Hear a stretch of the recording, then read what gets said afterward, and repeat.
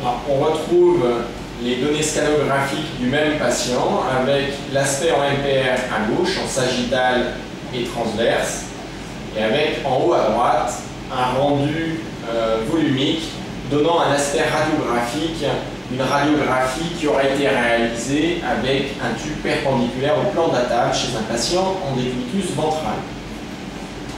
Notre axe transverse est situé en projection du trou sacré par voie postérieure, avec au fond de ce trou sacré la racine S1 qui est notre cible pour l'infiltration du premier trou sacré. On observe que ce niveau transverse est largement au-dessus de la limite supérieure du trou sacré que l'on a sur la projection radiographique.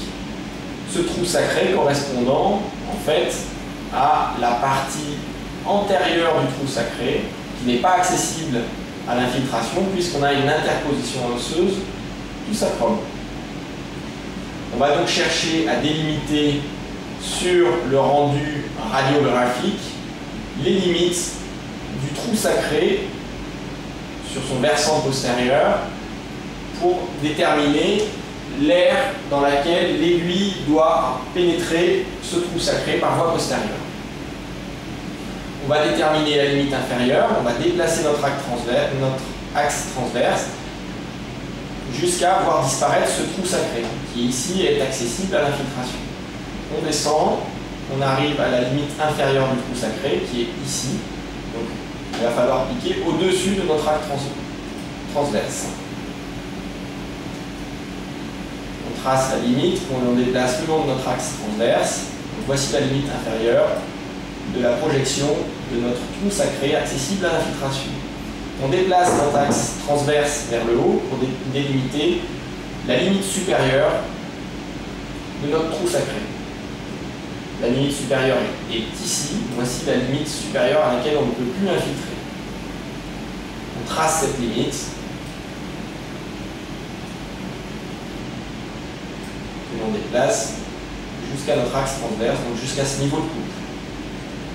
On va reproduire la même chose pour la limite interne et externe. On se met en partie moyenne de la hauteur délimitée.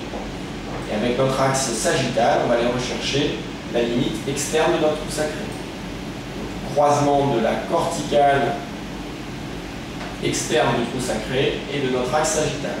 Cette limite est ici. On la trace comme pour les deux autres limites. On la déplace sur notre axe sagittal. La même chose pour l'axe, la limite interne qui est ici. Donc on trace cette limite.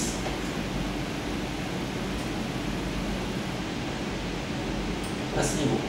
Déplacer sur notre axe rouge. On a donc ici les limites de la projection de notre trou sacré dans lesquels l'aiguille va devoir rentrer pour pouvoir infiltrer par voie postérieure cette racine S1 chez un patient installé en décubitus ventral avec un tube perpendiculaire au plan de la table.